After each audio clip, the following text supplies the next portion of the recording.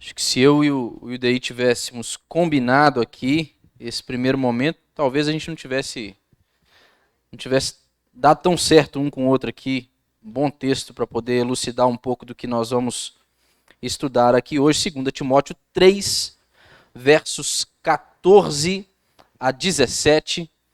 Você que encontrou aí, pode acompanhar silenciosamente a leitura comigo e depois, podendo também, mantenha a sua Bíblia aberta para que a gente possa proceder aí com o nosso estudo. Diz assim a palavra de Deus: Tu, porém, permanece naquilo que aprendeste e de que foste inteirado, sabendo de quem o aprendeste e que, desde a infância, sabes as sagradas letras que podem tornar-te sábio para a salvação pela fé em Cristo Jesus.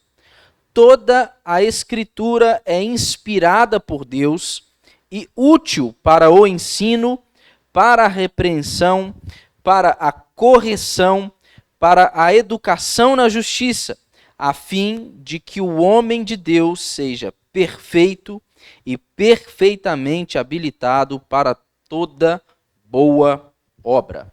Vamos orar mais uma vez?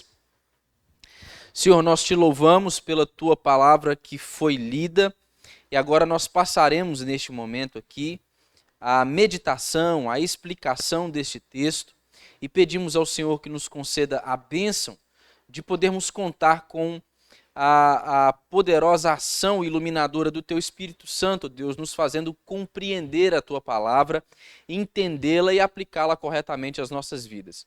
Que tudo que for dito aqui seja de acordo com a vontade do Senhor e sob a autoridade da Santa Escritura e que nós possamos sair daqui edificados pela Tua palavra poderosa e transformadora. Essa é a minha oração, em nome de Jesus.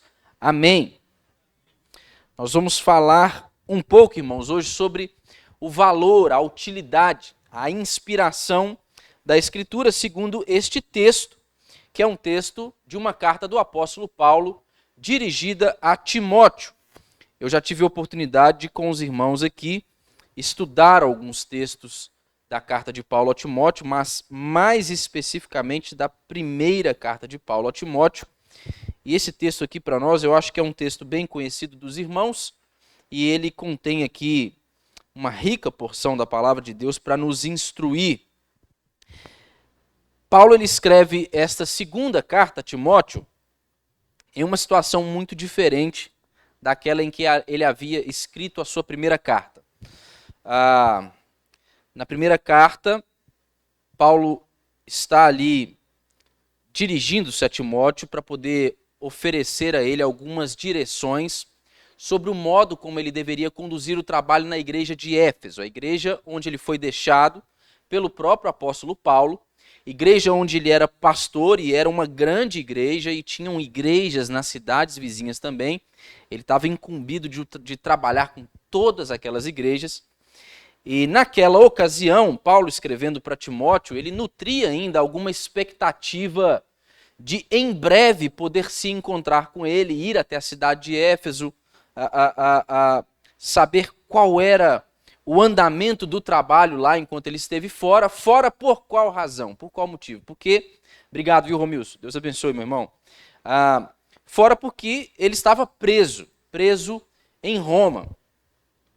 E boa parte dos estudiosos do Novo Testamento, eles creem, embora não haja menção no livro de Atos, porque ele termina com a primeira prisão do apóstolo Paulo em Roma, eles creem que há uma soltura do apóstolo Paulo, desta sua primeira prisão em Roma, sendo que em seguida, poucos anos depois, ele vem a ser pego novamente em Roma, desta vez na prisão que culmina na sua condenação e morte.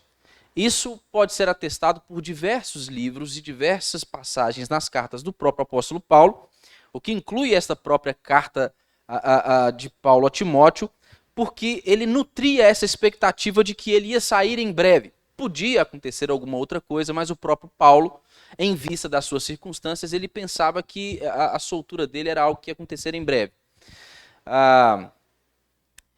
Mas nesse momento aqui a gente já vê Paulo em uma situação muito diferente da primeira situação dele. Se na primeira prisão ele estava em uma prisão domiciliar, ele podia receber a visita dos seus companheiros de missão, ele era atendido por eles ali.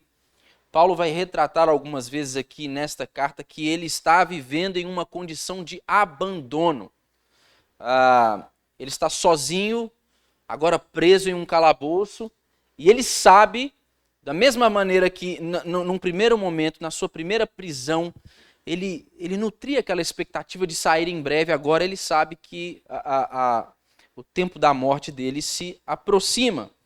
Então ele está dando instruções pastorais ao jovem Timóteo, um tanto mais específicas, uma palavra um tanto mais encorajadora.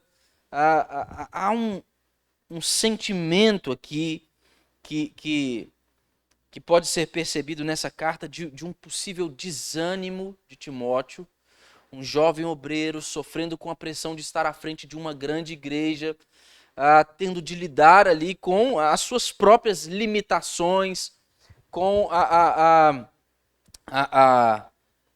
esse senso de desqualificação que é comum a qualquer obreiro, qualquer servo do Senhor que se dá conta da sua condição. E Paulo quer encorajá-lo e quer também dar algumas instruções pastorais para que ele permaneça a executar o seu ministério, e agora de um modo mais especial, porque Paulo ele dirige-se a Timóteo aqui, tratando ele como o seu sucessor, como aquele que agora vai dar continuidade ao ministério e ao trabalho que era executado pelo apóstolo Paulo. Tanto é que se na primeira carta o apóstolo Paulo nutria alguma expectativa de encontrar-se com Timóteo, agora ele já está falando com Timóteo: olha, Timóteo, vem para cá, vem o quanto antes para você me encontrar, traga meus livros, minha capa, algumas coisas que eu deixei aí para trás, eu preciso deles, porque eu preciso de você aqui, eu tenho algumas instruções para te dar, já mandei gente para o seu lugar aí, eu preciso que você venha a se encontrar comigo. A gente não tem como saber se esse encontro aconteceu,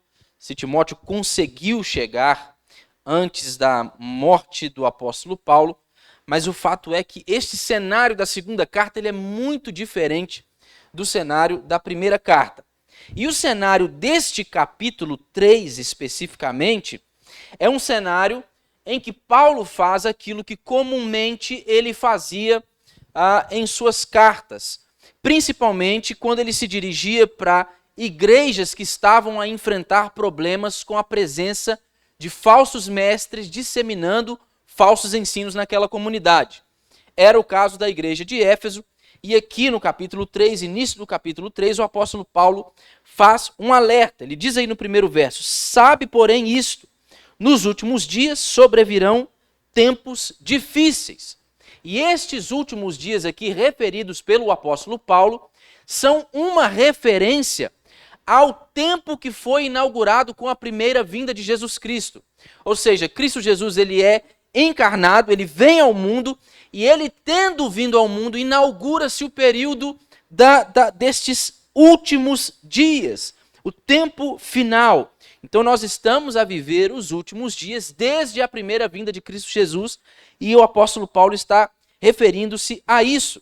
E ele vai continuar a partir do verso 2, falando que nesses últimos dias, em que vão vir tempos difíceis, vão haver muitos homens, e ele cita aqui algumas características desse tipo de gente que são pessoas amantes do seu próprio ego, amantes dos próprios prazeres, que se escondem atrás da religião como uma fachada para poder conquistar os seus objetivos pessoais, egoístas, para impedir que pessoas venham ao conhecimento de Cristo Jesus para a sua salvação. Então ele vai citar as características desses homens, e então ele vai dirigir-se ao jovem Timóteo, dizendo: tu, porém, ou seja, estabelecendo uma ordem, uma admoestação de que Timóteo, então, ele deve agir exatamente ao contrário do que esses homens agem e agiriam. Então, existem instruções pastorais do apóstolo Paulo a Timóteo sobre o modo como ele deve proceder.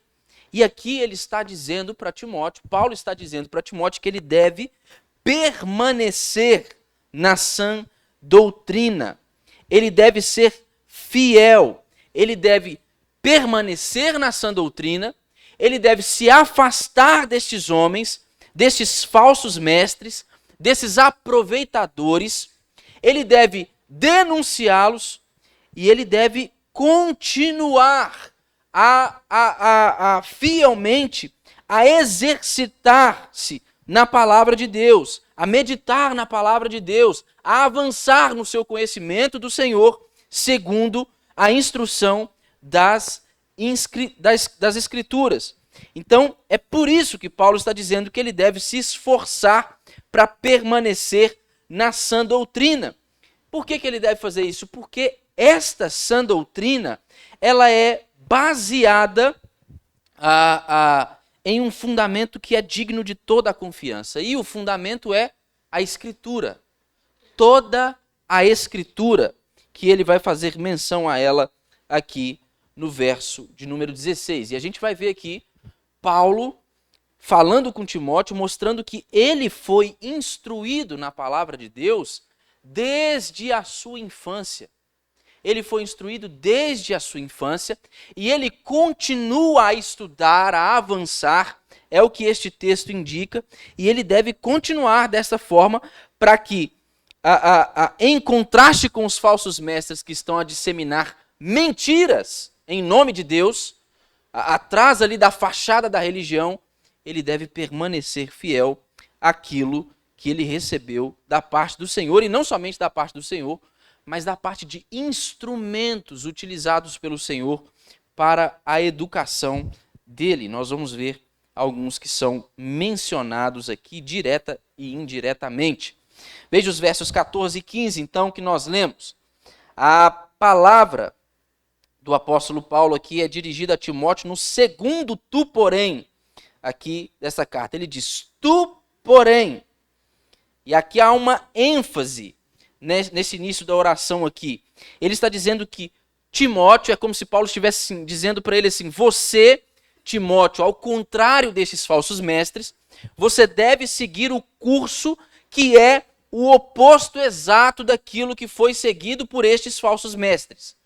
Aqui, neste verso de número 14, Paulo está se dirigindo a Timóteo dizendo que ele deve permanecer naquilo que ele aprendeu e naquilo do qual ele foi inteirado. Mas não basta aprender. Ele precisa de uma ação do Espírito Santo em seu coração para que ele seja então convencido dessas verdades. Ele diz, tu, porém, permanece naquilo que aprendeste e de que foste inteirado, sabendo de quem o aprendeste e que desde a infância sabe as sagradas letras que podem tornar-te sábio para a salvação pela fé em Cristo Jesus. E aqui essa construção gramatical vai nos mostrar o apóstolo Paulo demonstrando aqui, dando duas razões, declarando duas razões pelas quais o jovem Timóteo, ele deve prosseguir, ele deve perseverar nas coisas que ele aprendeu e de que ele foi inteirado. Mas essas duas razões aqui, apresentadas pelo apóstolo Paulo, elas são, na verdade, uma só razão. Elas têm como fundamento uma só razão. E quais são estas razões? Parte B do verso 14.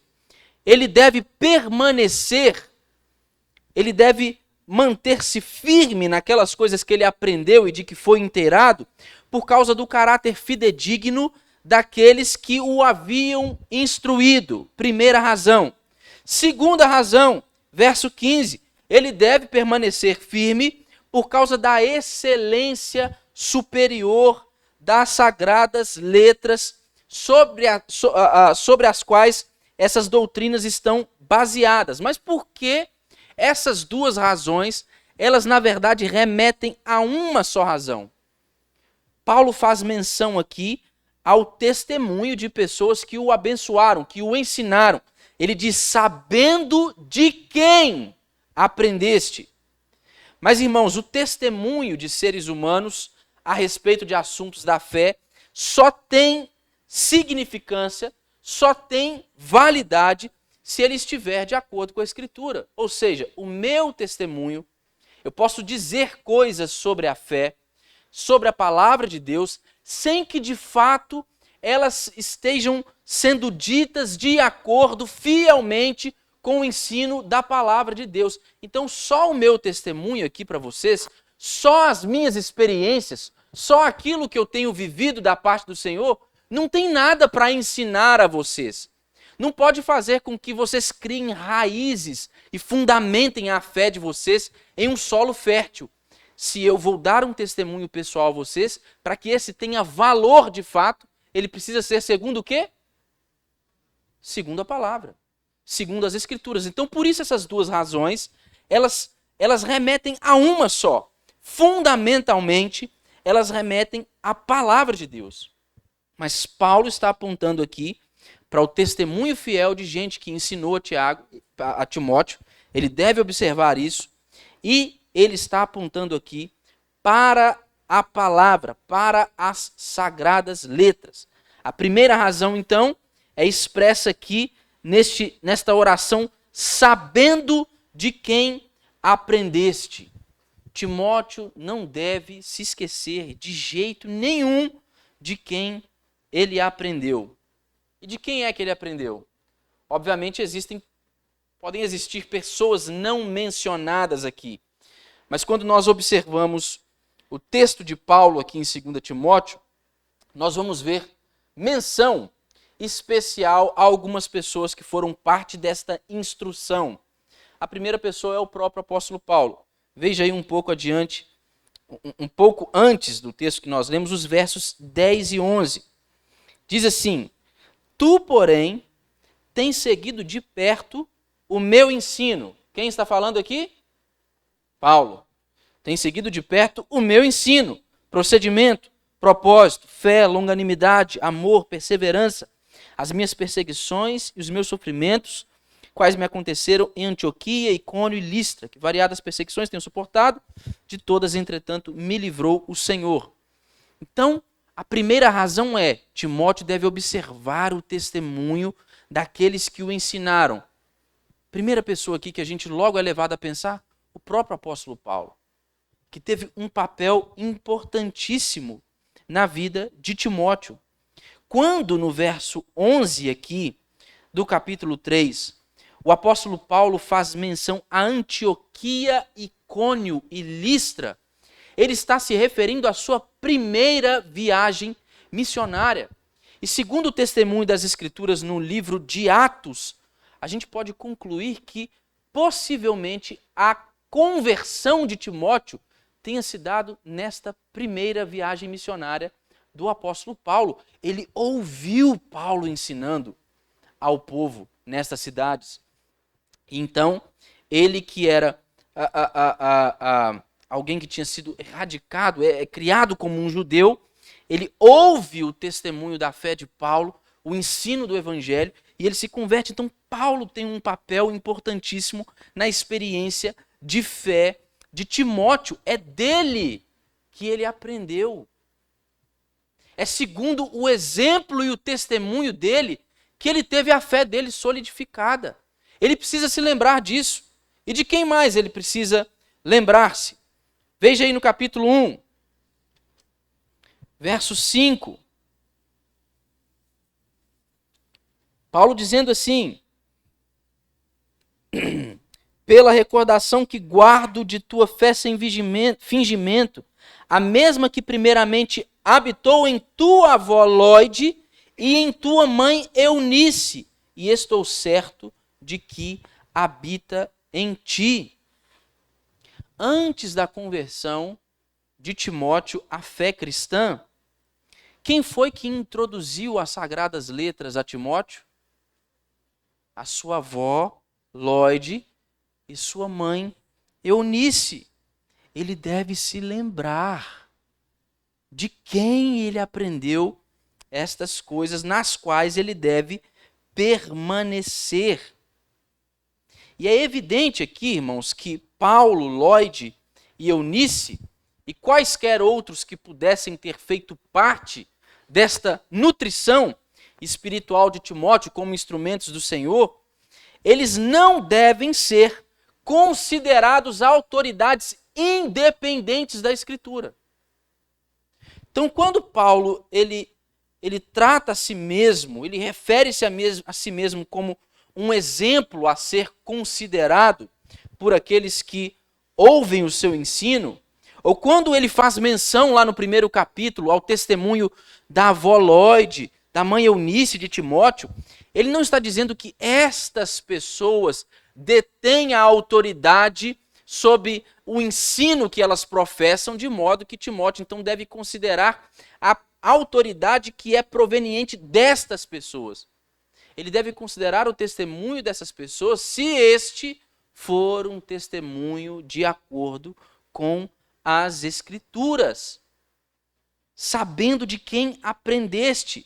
Entretanto, saber de quem se aprendeu, considerar o testemunho de quem ensinou, não deve ser considerar este testemunho propriamente dito como uma autoridade independente das Escrituras. Tanto Paulo, quanto Lloyd, quanto Eunice são fontes secundárias, são fontes intermediárias de conhecimento. Elas são avenidas de instrução, elas são instrumentos nas mãos do Senhor para a instrução de alguém, como é o caso do jovem Timóteo. Então eu estou falando aqui com vocês, talvez você se recorde de pessoas que ensinaram vocês, de gente que caminhou junto com vocês. E muito do que essas pessoas disseram, ensinaram enquanto caminharam com vocês, possivelmente tem um poder de influência sobre o modo como você vive e enxerga a sua fé. Mas a gente precisa sempre fazer essa distinção sobre o conteúdo daquilo que foi ensinado. Esta pessoa, como fonte, ela só pode ser considerada se o seu testemunho ele for um testemunho fiel segundo aquilo o que ensina a Escritura. Aqui, a gente pode fazer um paralelo, irmãos, com o papel da tradição. Nós valorizamos, nós somos uma igreja histórica de tradição e fé reformada. Nós valorizamos toda a nossa tradição.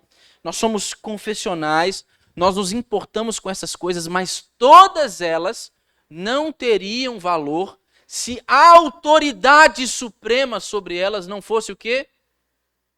A palavra, a Escritura. Então não é como se Paulo estivesse aqui estipulando uma ordem. Quando ele afirma que Timóteo deve saber de quem ele aprendeu, ele não está dizendo que ele deve primeiro saber de quem aprendeu. Ou ele não está dizendo que saber de quem ele aprendeu é mais importante do que o conteúdo, saber o que ele aprendeu. Então nós precisamos pensar isso aqui. O testemunho de pessoas que nos ensinam ou a própria tradição da qual nós fazemos parte não teria valor algum se este não se submetesse às Escrituras.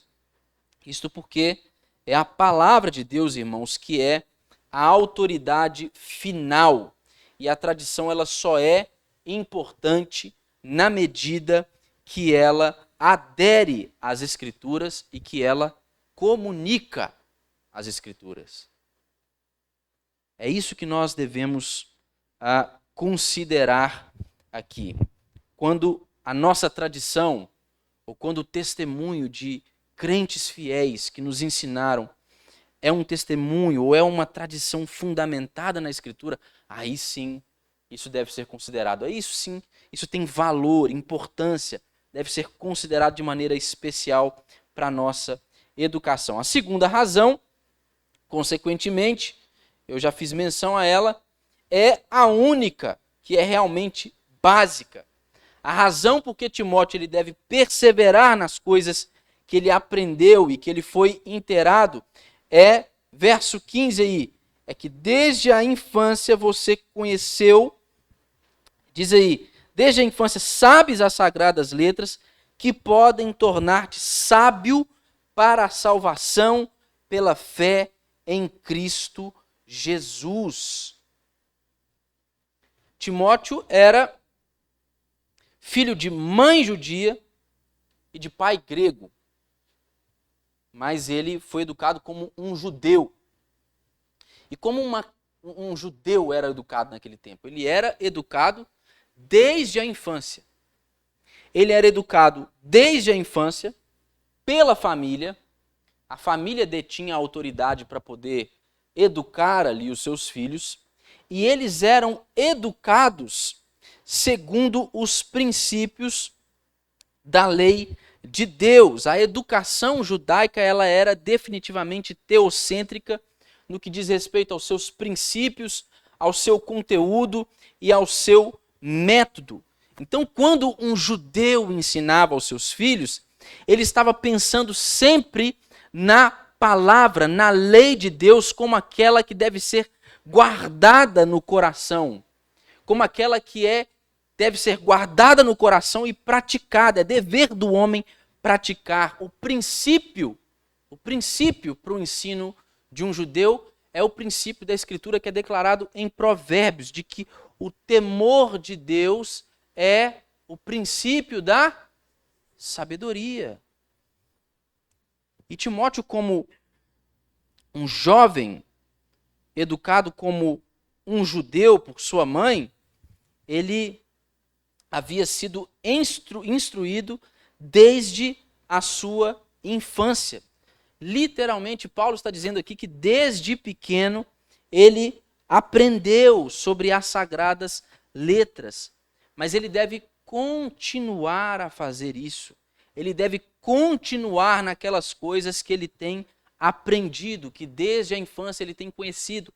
O que deixa claro aqui, irmãos, que este processo de aprendizado de Timóteo, ele não é um processo que foi interrompido. Paulo não está escrevendo aqui de modo que Timóteo dizendo ou insinuando, deixando brechas para que a gente pense que Timóteo ele aprendeu alguma coisa lá atrás e agora ele está sendo instruído a voltar e procurar aquele conhecimento lá. Não, ele está falando de um conhecimento que continuou a amadurecer e que assim como ele tem continuado, ele deve permanecer. Ele é contínuo, é interminável. É um processo sem fim, é um conhecimento que não pode ser plenamente adquirido. Ele precisa permanecer sendo fiel à Escritura, aquilo do qual ele foi instruído. E aqui o apóstolo Paulo usa a expressão sagradas letras, mas a gente vai ver lá no verso 16 que lá ele usa o termo toda a Escritura. Por que que no verso 15 Paulo refere-se à palavra de Deus como sagradas letras e no verso 15 ele refere-se como toda a Escritura? Paulo simplesmente não quis aqui fazer o uso de uma mesma expressão, ele quis adotar um outro substantivo para referir-se à mesma coisa. Essencialmente, Paulo está, assim, a referir-se à mesma coisa, a palavra de Deus como fonte de autoridade.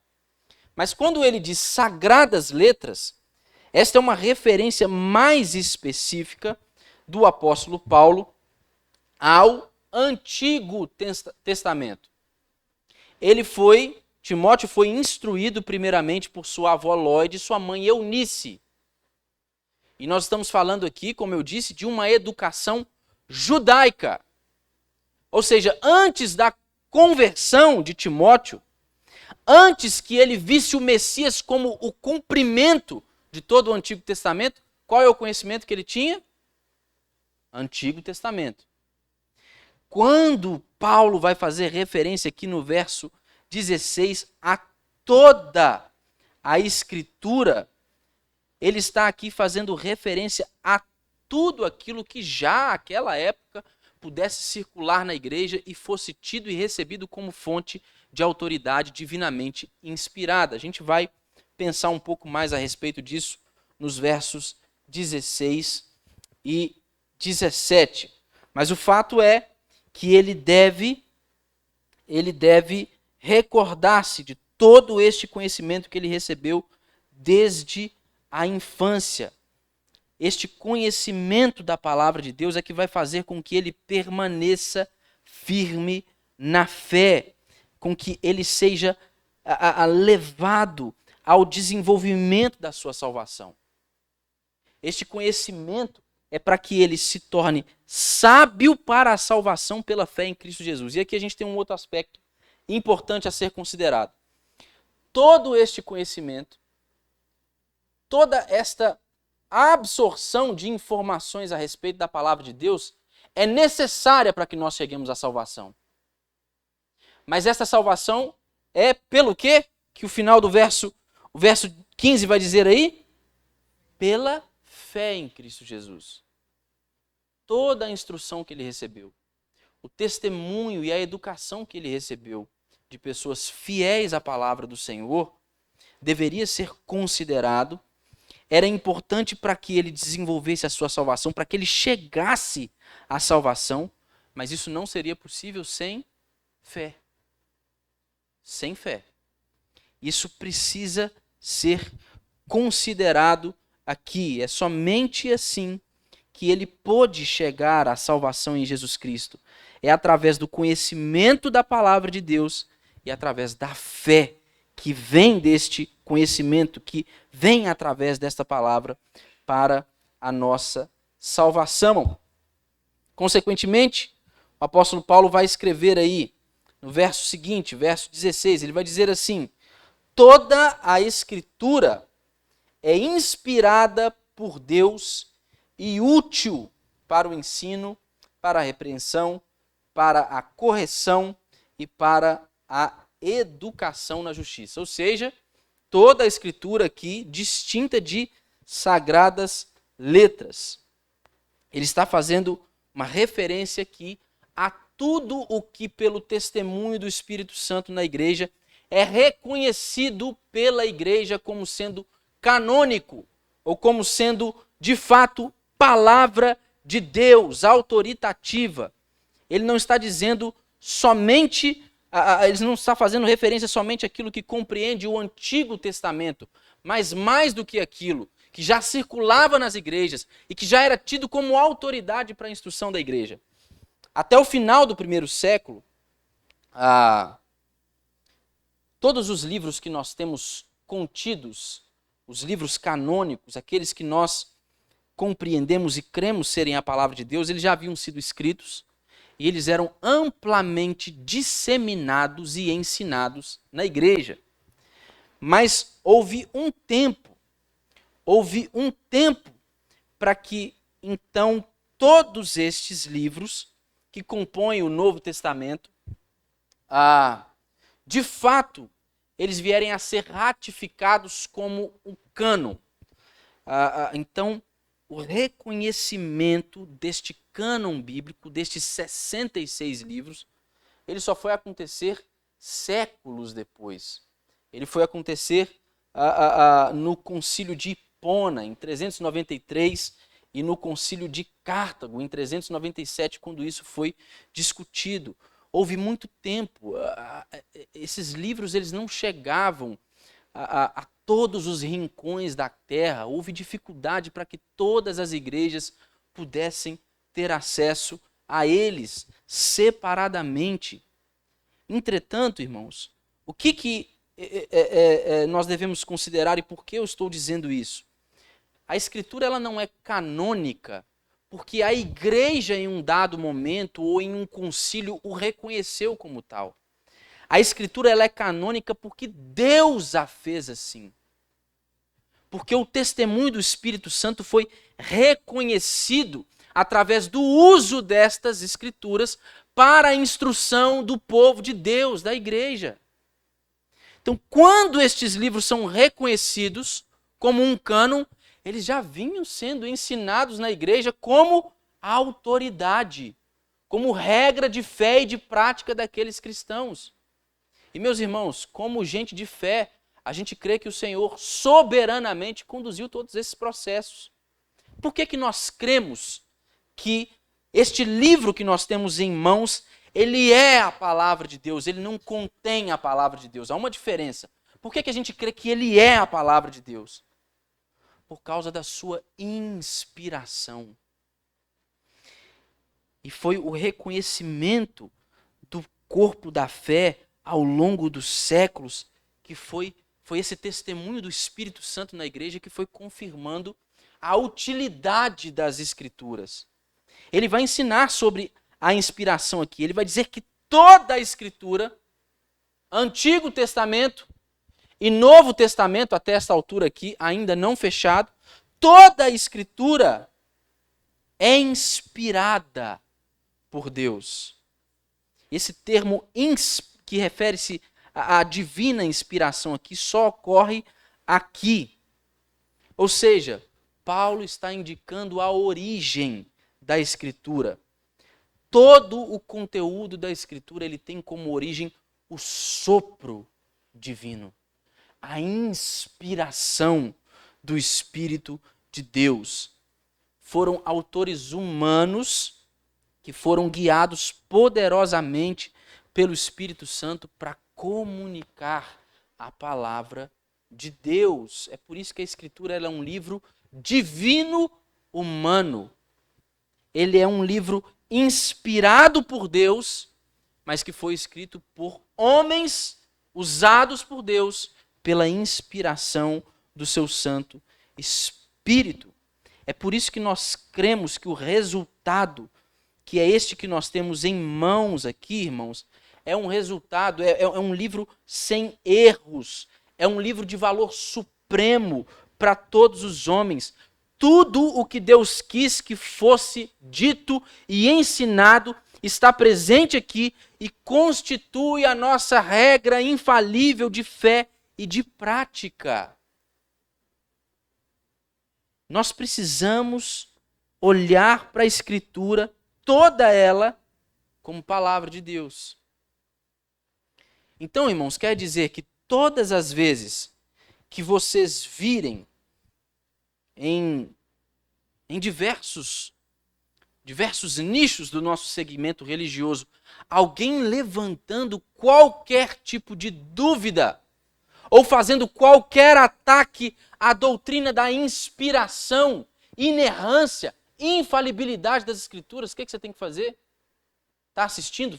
Desliga. Está conversando ali, numa roda de conversa, surgiu esse assunto, vira as costas, vai embora. Opa, gente, eu tenho que ir ali. Acho que estão me chamando. Ouvi meu nome, dá licença. Não dá ouvido. Toda vez que você ouvir alguém dizendo que a Escritura precisa ser atualizada, irmãos, fuja dessas coisas. Toda a Escritura é divinamente inspirada, constitui a nossa regra infalível de fé e de prática. É palavra inerrante de Deus. Não contém erros. É isso o que nós cremos. E é em virtude de toda a Escritura ser inspirada por Deus que ela é o quê? Vai dizer aí o apóstolo Paulo, ela é útil para o ensino, para a repreensão, para a correção e para a educação na justiça. Ou seja, a Escritura é uma ferramenta indispensável para o mestre, para todo aquele que é encarregado de ensinar o rebanho de Jesus, de instruir. Ele vai fazer como? Por meio da Escritura, através da Escritura, sob a autoridade da Escritura. Não é a sua própria, não é o que ele acha, não é o que ele entendeu, é o que diz a Escritura. É isso o que deve ser encarado como útil e indispensável para nós. E ela é útil para o ensino, ou seja, para essa atividade de comunicar conhecimento acerca da revelação de Deus em Cristo. É É por isso que o apóstolo Paulo diz que ela é útil para o ensino.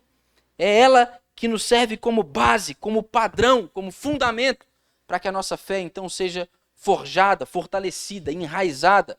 Ela é útil para a repreensão. O que Paulo está ensinando aqui? Que é necessário que se façam advertências, irmãos, com base na palavra de Deus. Erros em doutrina e erros de conduta devem ser refutados em espírito de amor pela Escritura. Pela Escritura. Ela é útil para repreensão. É através da Escritura que nós realçamos os perigos, que nós mostramos para a igreja aquilo que não deve ser ensinado, que não deve ser abraçado, aquilo que não se deve seguir. É por meio da Escritura que os falsos mestres, eles são expostos, porque ela é útil para a repreensão. E se a repreensão aqui enfatiza um aspecto negativo da obra pastoral, Paulo vai continuar dizendo que toda a Escritura é útil para a correção, que aqui enfatiza o lado positivo. Ou seja, um pecador, irmãos, ele não deve somente ser advertido a abandonar um caminho errado, mas ele também deve ser guiado pelo caminho certo. Então ele deve receber a repreensão e ele deve ser corrigido, ele deve ser encaminhado. É uma ação completa. E a gente só pode fazer isso por meio da Escritura, irmãos. Sabe por que quando nós vamos exercer disciplina na igreja, muitas vezes a gente acaba fazendo isso de forma assodada. E aí, por experiências negativas com o exercício de disciplina eclesiástica, a gente acaba abandonando o exercício da disciplina, porque falta esta continuidade. Falta este aspecto de considerar a utilidade da Escritura para fazer isso. Às vezes a gente está querendo exercer a disciplina e a gente vai se municiar ali de tudo o que é bom, legítimo, por exemplo, da nossa Constituição, que nos instrui a como fazer isso, mas às vezes a gente está esquecendo princípios da Escritura para fazer isso. Então eu preciso disciplinar um irmão, eu preciso excomungar um irmão. Vamos pensar no aspecto mais severo da disciplina eclesiástica. Eu preciso excomungar alguém.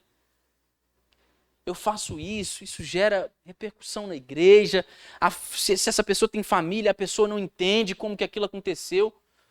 Mas parte do processo aí, irmãos, está sendo esquecida. Primeiro, que toda a repreensão ela deve ser feita em amor e ela deve ser imediatamente seguida por um ato de correção. Há o aspecto negativo, em que o erro ele é exposto e ele é indicado, mas há o aspecto positivo em que você apresenta a solução. A gente precisa entender este papel e esta utilidade da Escritura na vida da igreja para a repreensão e para a correção.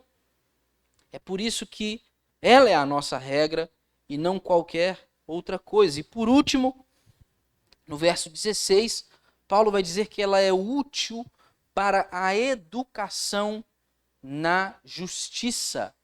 O mestre, ele deve preparar o povo. Cada cristão necessita ser disciplinado de modo que ele possa prosperar na esfera onde a vontade de Deus ela seja considerada normativa. Este é o caráter do treinamento na justiça. Abra sua Bíblia aí na carta de Paulo a Tito. Capítulo 2, versos 11 a 14. Diz assim, porquanto a graça de Deus se manifestou salvadora a todos os homens, educando-nos para que, renegadas a impiedade e as paixões mundanas, vivamos no presente século sensata, justa e piedosamente, aguardando a bendita esperança e a manifestação da glória de nosso grande Deus e Salvador Cristo Jesus, o qual a si mesmo se deu por nós, a fim de remir-nos de toda a iniquidade e purificar para si mesmo um povo exclusivamente seu, zeloso de boas obras. Que justiça é essa que o apóstolo Paulo refere-se a ela quando diz que a Escritura ela é útil para a educação na justiça? Esta justiça é a vida que Deus requer do seu povo em seu reino. Isso vai ficar claro para nós aí no verso 17. Ele vai dizer que toda a Escritura é inspirada para tudo por Deus, para tudo isso que nós vimos aqui, com uma finalidade, verso 17, a fim de que o homem de Deus seja perfeito e perfeitamente habilitado para toda boa obra. O fim é esse. Eu não vou explorar, por causa do nosso tempo, o verso de número 17, mas ele é claro para nós aqui. A finalidade de nós considerarmos a utilidade, a inspiração das Escrituras é para que todo o homem seja habilitado, para que ele viva então de modo condizente com aquela vida que Deus requer dele, com a vida que o Senhor deseja do seu povo em seu reino. Eu não sei como é a experiência de todos vocês, irmãos, a experiência de fé, a experiência religiosa, a experiência eclesiástica de todos vocês, mas eu vim de uma igreja que não tinha uma boa tradição teológica. Não era uma igreja onde pregava-se um falso evangelho, era uma igreja séria. Eu tenho muitos amigos ali naquele lugar, pessoas com quem eu tive a oportunidade de caminhar junto, que muito me ensinaram, mas eu não sou presbiteriano desde sempre, eu não me converti na igreja presbiteriana, mas eu vim de uma igreja de uma tradição teológica muito ruim. E quando eu fui para a igreja presbiteriana do Brasil, eu não fui propriamente para uma igreja presbiteriana que gozava de um apreço pela teologia também. Mas eu fui porque eu já havia me iniciado em estudos teológicos e eu já havia passado por uma mudança de convicções que foi o que motivou essa minha migração de uma igreja de uma determinada tradição para a igreja presbiteriana do Brasil. E por que eu estou dizendo isso? Porque eu pensava, irmãos, que quando eu saísse de onde eu estava para poder ir para a igreja presbiteriana do Brasil, os meus problemas eles iam estar resolvidos. As divergências teológicas, doutrinárias que eu tinha, elas iam estar sanadas agora. E para minha surpresa, não foi exatamente o que aconteceu. Eu continuei a assistir problemas semelhantes ao que eu tinha na minha antiga igreja, da outra denominação da qual eu fazia parte.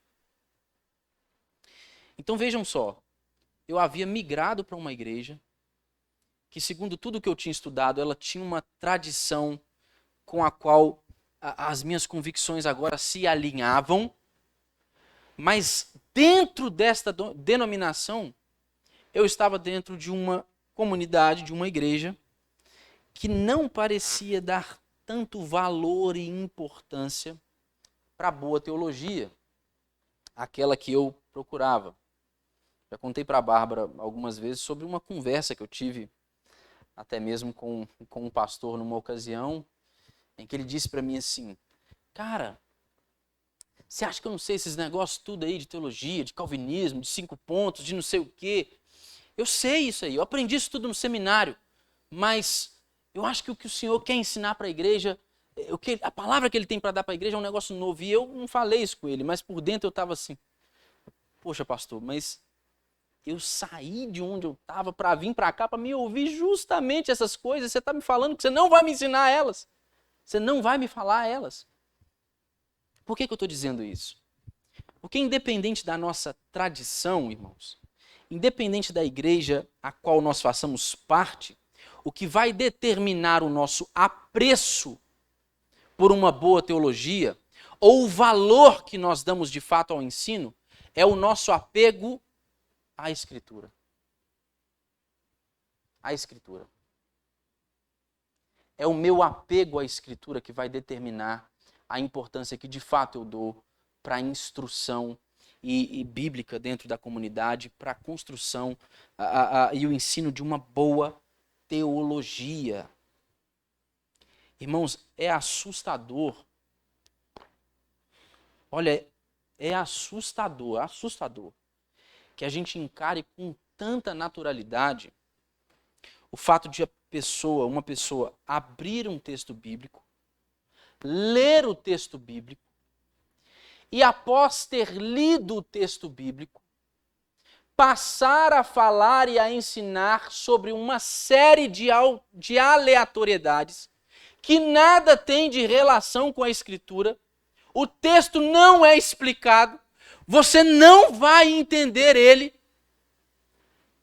E aí a gente termina, ouve aquilo e ainda acha que saiu dali tendo aprendido um pouco mais de Bíblia, até que alguém te faça 2, 3 perguntas e você veja que a única coisa que aconteceu ali é que aquele texto foi lido, todo o resto pode ser descartado. Mas tem gente que acha que só este ato de abrir a Bíblia e lê-la resolve os problemas. Só o fato de que nós temos pessoas abrindo uma Bíblia e lendo e falando agora sobre diversos assuntos na frente de uma igreja, torna uma igreja bíblica. Irmãos, não é assim. O que torna uma igreja bíblica é o valor que nós damos à Escritura. Eu abro a Escritura, eu medito nela, eu estudo ela, eu explico ela. Eu explico a Escritura para que então eu possa aplicá-la corretamente. Eu entendo como ela funciona dentro do seu contexto. Eu compreendo como o fio que passa por toda a Escritura liga todas essas narrativas, dá sentido a toda a história da redenção. É isso que a gente deve fazer. É essa importância que nós devemos dar à Escritura. Por quê? Porque o que vai nos tornar perfeitamente habilitados para toda boa obra, o que vai fazer com que a nossa vida seja transformada e moldada para que nós a vivamos segundo a vontade de Deus, é o quê? O ensino da Escritura. O testemunho fiel da Escritura. Não é o que eu li e tentei entender e agora vou repassar para a igreja. É aquilo que eu li, estudei, não entendi, então eu reli, e eu me apoiei no testemunho de gente que fielmente fez esse exercício tantas outras vezes.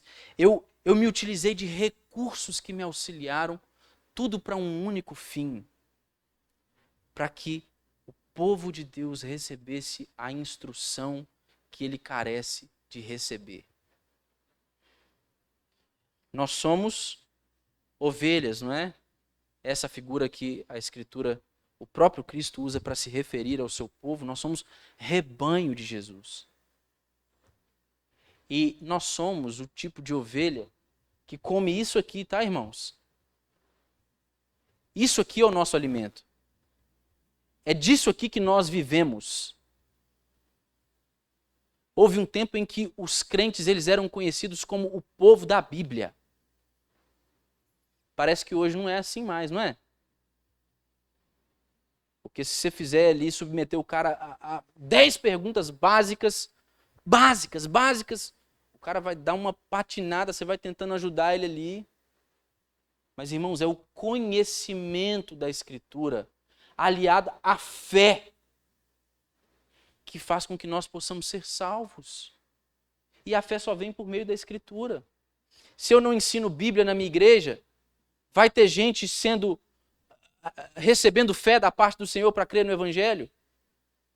Uma igreja que não se compromete com a Escritura vai assistir salvação no meio dela acontecendo. Vai ver gente mudando de vida, conduta sendo transformada, mente sendo transformada. Não vai, irmãos. Por quê? Porque não tem comida. É uma fé atrofiada. A gente precisa de alimento, de boa instrução.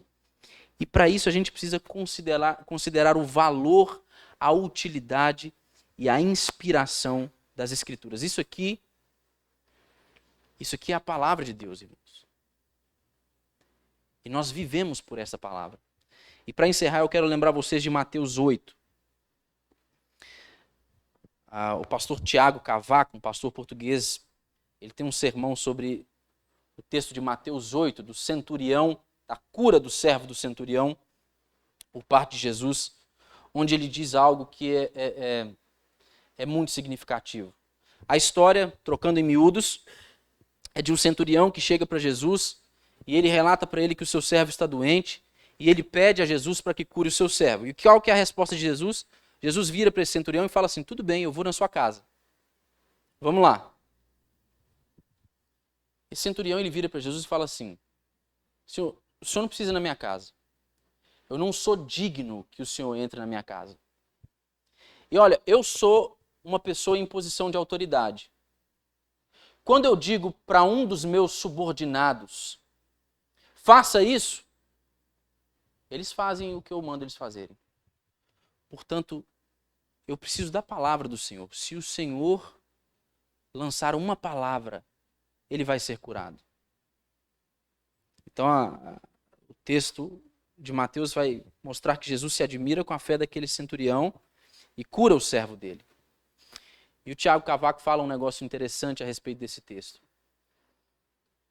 Ele medita muito a respeito do lugar da palavra de Deus na vida cristã. E ele diz que a presença de Jesus é a sua palavra. Quando nós falamos sobre união mística, que sobre uma experiência misteriosa no culto, nós constantemente somos ensinados sobre isso aqui, não somos? A gente experimenta uma comunhão misteriosa com Jesus no culto solene. E como que a gente faz isso? Por meio do quê? Da palavra, irmãos. A presença de Jesus é a sua palavra. O verbo que se fez carne e que se revelou como a suprema revelação de Deus, como o resplendor da glória de Deus. Ele nos deu este livro como revelação de si mesmo. A presença de Jesus é a sua palavra. Você quer desfrutar da presença de Jesus? Coma deste livro. Viva por este livro. Ame este livro. É isso que o Senhor requer de nós.